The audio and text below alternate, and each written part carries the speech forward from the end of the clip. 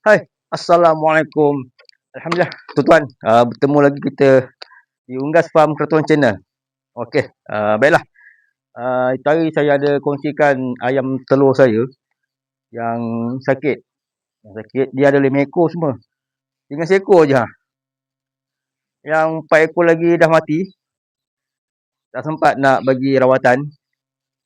Tinggal lagi seekor ni, tak apalah. Kita akan cubalah rawat menggunakan bawang putih. Ni pun di atas perkongsian kawan-kawan kita ya dalam YouTube ada mencadangkan saya supaya bagi makan bawang putih. Jadi kita akan cuba yang seekor ni. Tengok insya-Allah kalau berkesan dia sihatlah. Kalau tak ada buat apalah. Kita dah cuba.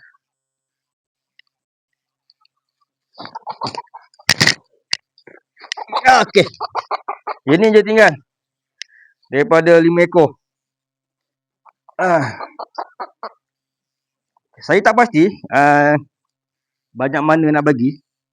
Cuma saya akan bagi satu ulas ni dulu. Tengok. Nanti esok pagi kita bagi lagi satu ulas. Harap-harap sembuhlah.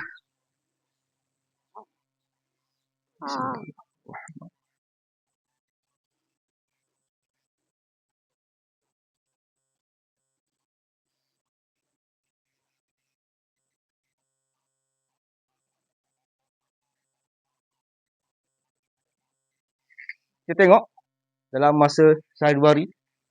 Tengok ada perubahan ataupun tidak.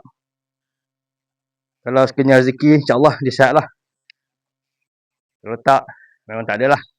Cuma kita akan tunggulah ayam RIR bakal turin. Ada satu reban lagi yang belah sana tu.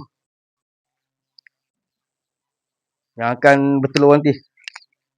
Sebenarnya ni pun dah nak mencapai usia matang ni. InsyaAllah. Mungkin yang ni pula nanti akan bertelur. Okeylah.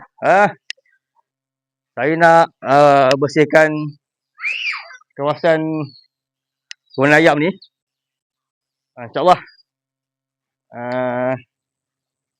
Kita akan jumpa lagi di episod akan datang. Assalamualaikum. Terbaik.